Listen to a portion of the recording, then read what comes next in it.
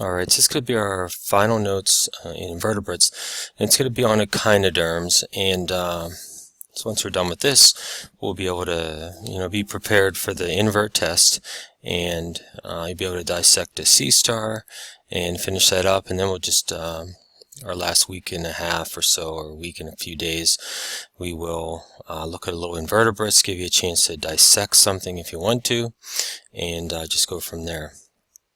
But here we have echinoderms, and this is one of the most, perhaps strangest of invertebrates. You might not even think it really is an invertebrate. In many ways, when we start looking at it, you might say, well, it doesn't quite fit some of the things that we've been talking about with an exoskeleton and those kind of things.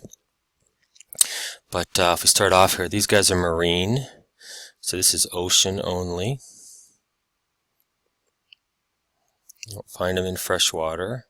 Don't find them on land, and so you won't find a sea star in Willow Creek or Willow Lake or anywhere else. They have to be in the ocean. They're only found in the ocean. Only about 7,000 species, which is kind of a low number compared to some of the other organisms we've been looking at.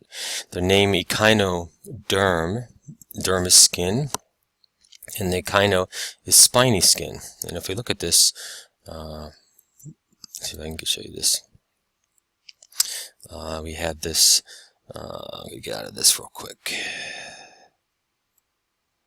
But this gives you an idea of the spiny skin of this. Maybe I can move this over a little bit.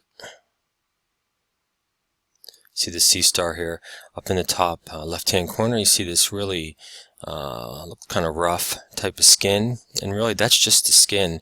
Inside that is going to be the skeleton, and we'll talk about that in a minute. But that's a good example. When you do your dissection, you should really feel the skin. It's really, really rough, and but that's kind of what that name means, where they get their name from.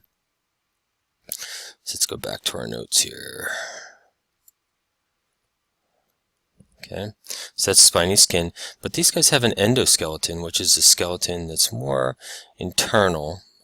You have the skin on the outside, kind of like us, but still, it kind of fits the idea of a skeleton outside the central internal organs, and their skeleton is made up of something called calcium carbonate. I wish I could get a good picture of this, but it's made up of like plates, kind of like an armor deal, like if you think of a knight or somebody that's fighting in medieval times, and they had lots of different metal plates attached to them. That's kind of what these guys have. And in between these plates, you have muscles. These muscles are just amazing because they can just use them and use them and use them, and they don't wear out. They have a special chemical or a protein that they can just keep injecting into this muscle, and allows them to just hold on for a very long time. If we did that, our muscles would eventually tire and we'd have to release. These guys have the ability to just grab a hold of like a clam or some kind of prey that they're trying to eat, and just hold on to it and make that thing go atrophy, and then they can open it up. These guys also have radial symmetry, and if you remember, we were talking about if we look at a sea star, let's see how well I can draw one. It's not too bad.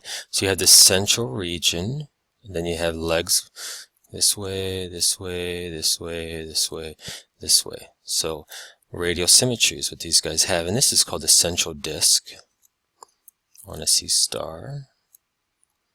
Central disc.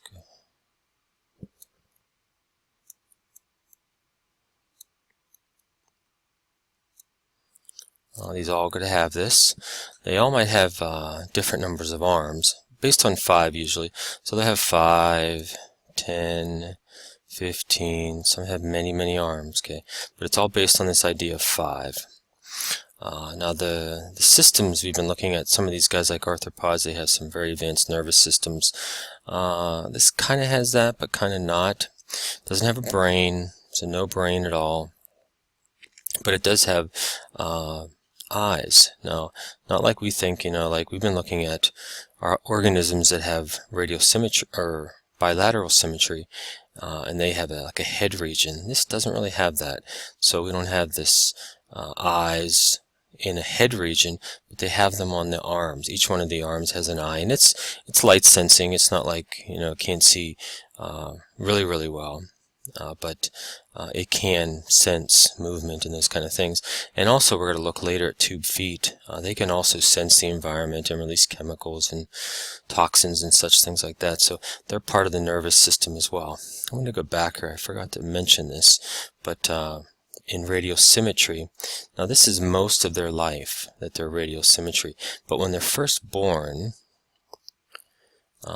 they're plankton. And they do not have radiosymmetry. They actually have bilateral symmetry. And then they get carried around by the ocean, and then as they develop, they then become more like the sea star, and then develop radial symmetry. And then at first as plankton, they're just carried in the water column, but these guys are benthic, so they live on the bottom of the ocean floor.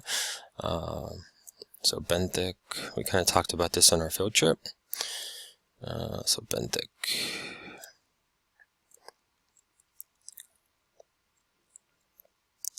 Okay, but these first, when they're plankton, they're kind of getting carried around by the ocean. They're first have bilateral symmetry, and then as they mature, they then develop radial symmetry. But again, like I said, nervous system, not real complex, but they do have some sensory organs and abilities within the organism. So if we keep moving and go to race, they also have something that's really unique. It's a water vascular system, and it's really a pressurized system within their body, and allows them to pressurize or use something called tube feet. And they can use those tube feet, like I said here, to sense the environment. They can use them to grab onto things. They use them for movement. If you remember from the video, from the reading that we watched, they kind of showed them moving around. And it's kind of interesting, if you've ever seen one and picked one up, how the tube feet then start moving around. And let's check this out here, though.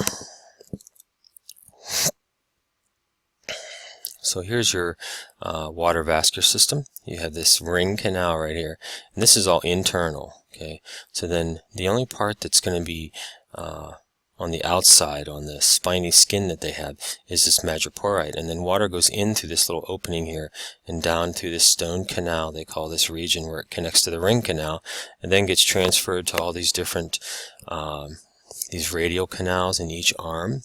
And then these ampullae, these are like little bulbs, or like things that hold the water, these organs that hold the water, and then they can vary the pressure, and they go out to tube feet, which then can move or get larger or smaller, and that's kind of the water vascular system. And they can actually use these to get rid of waste and those kind of things as well. But when you see these tube feet, they're kind of cool. This is a really complex system, how this works, but they kind of use the water from the ocean to help them move around, to help them catch prey, all kinds of interesting functions. So if we go back, okay, go back to here. Sure what happened to my writings here. Oh, that's already got rid of them. Okay, so get rid of this real quick. So then we have, let's move down a little bit more. Okay, so, and then we have these tube feet, and I want to show you what they look like. But they're like kind of suction cups, and they move them around, attach them to things, and then pull themselves for movement. Let's just take a quick look at these guys as well. But here's a little video of them. We're kind of watching it here. These are the tube feet. See how some of them get longer, smaller. They can reach these others some way out here. Feet. And these they attach them to things. They sense the environment. They're really kind of cool. And if you ever get a chance, if you ever go tide pulling and such, if you go down to the Sea Life Center, take one of those, the touch tank down there, take one out, turn it over, and look at the bottom of the tube feet. They're just amazing how they work. So that's kind of that. So tube feet helps them move around, sense prey.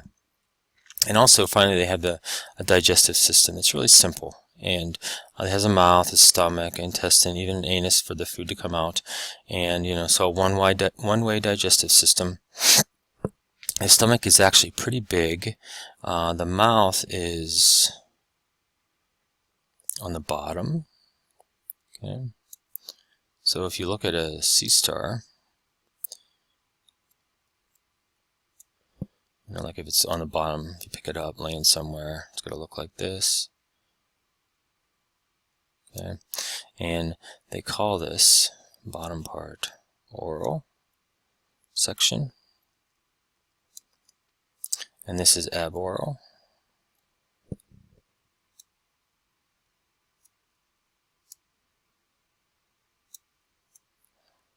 And so when you see the sea star with the spiny skin part, looks like there's nothing really there, maybe the little madrepore, a little circle there. And this is actually, we would call it dorsal, the top. And the mouth is actually underneath. So you have to pick up this sea star, turn it over, and then you'll see the opening for the mouth. And when you do your dissection, make sure you do that. They also have this ability to eviscerate, so they can push out their stomach and other organs, and they can do that. They do that for two reasons. Especially the sea star, they do it to digest food. So if they're gonna, they grab a hold of, you think a clam here, he's got his two shells, like this, and this sea star gets on top of, trying to eat them. So he kind of grabs them and like this, and he's kind of trying to make this guy tire so he can eat this flesh that's inside of these two valves, or this bivalve. But the clam's just gonna, the muscle's just gonna not open up. Okay, but like I said before, the sea star has, between the plates of its skeleton, has these muscles that can just like hold on almost forever, it seems like, and eventually this clam will tire. Okay, and it'll just open just a little tiny bit, and then this sea star, what it can do is eject its stomach through its the opening where its mouth is inside the clam, and then it can digest the clam or the muscle from inside the shell. And then you might find when you go clamming or whatever, you might find a lot of shells that are empty with nothing in them, and it might be this process where sea stars come along and eaten the clam from the inside out. But also you have these guys, sea cucumbers. They also do this for defense. So if something's chasing them, they might eject some of its internal, like intestine and such, and then to distract the predator, and then it can get away. And we'll kind of take a real quick look at this. Let me erase this first, though.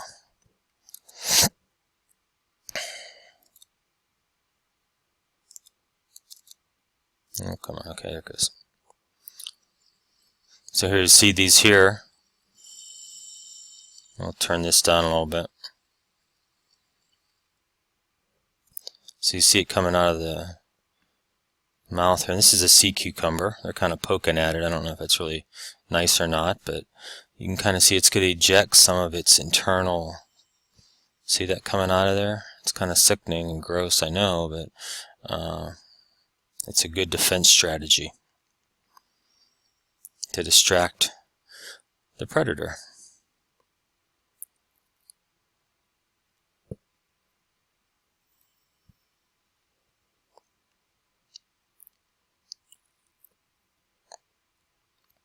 Okay, that's it. Okay, and this group consists of sea cucumbers, which just look like a little pickle on the bottom of the ocean. You kind of saw one there, some really big, some really small. Brittle stars, like sea stars with really long legs, small central disc. There's basket stars as well, just really long, almost look like a coral instead. And then these sea stars that we kind of know about. Sometimes we call them starfish. That's kind of the Echinoderm phylum. It's marine, has spiny skin, actually has a skeleton underneath the skin made of calcium carbonate with plates. It has radial symmetry, and the symmetry is based on a 5, number 5 legs, 10 legs, 15 legs. But also don't forget, when this different life stages, the early life stage, when it's larva, it exists with bilateral symmetry and then eventually becomes radially symmetrical. Doesn't really have a advanced nervous system like we would think, but it does have light sensing eyes on the arm and on 2 feet. Has this water vascular system that's amazing. Can pressurize the system up, move its tube feet, help it move around. And then a simple one-way digestive system, but can push out its stomach to eviscerate, to eat, and also to distract predators. And that's kind of the notes. Hopefully that's helpful, and talk to you later.